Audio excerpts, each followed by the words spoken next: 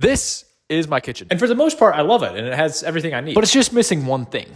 Good lighting. The natural lighting is actually really great with this gigantic sliding door. But in terms of artificial lighting, I have two options. This giant bright overhead light or this super dim dome light above the table. There is no in between at all. So to fix that, I got my hands on some more Shine Decor LED light strips. A few months ago, I installed some light strips from this brand right behind me in my room, and they are by far the best light strips I've ever reviewed. These ones are a little bit different though. They're warm white instead of RGB, and they're waterproof. I feel like every tech lover at some point kind of has an RGB phase and then eventually just starts to grow out of it. That's kind of where I'm at right now.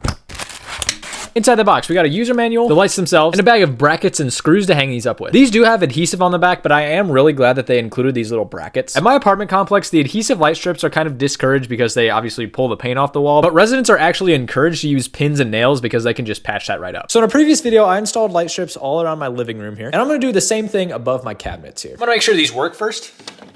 Oh my, yes, they work. Wow, these are bright. So I already got a couple brackets up in the corner here. I'm using push pins instead of screws because that's just easier.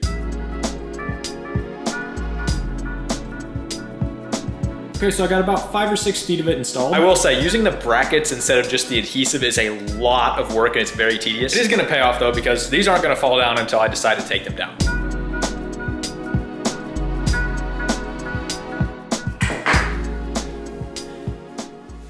We're done. Okay, finally, they're all hung up. Time for a moment of truth.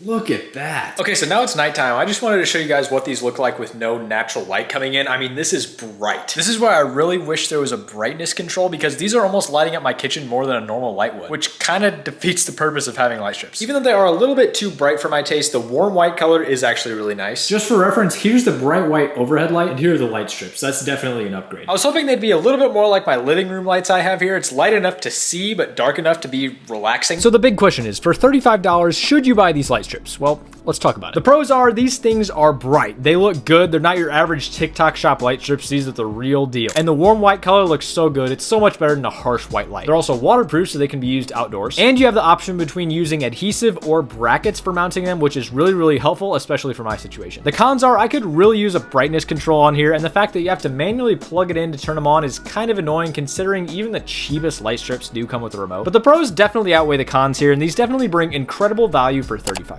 So I officially label these Marley Piegos approved.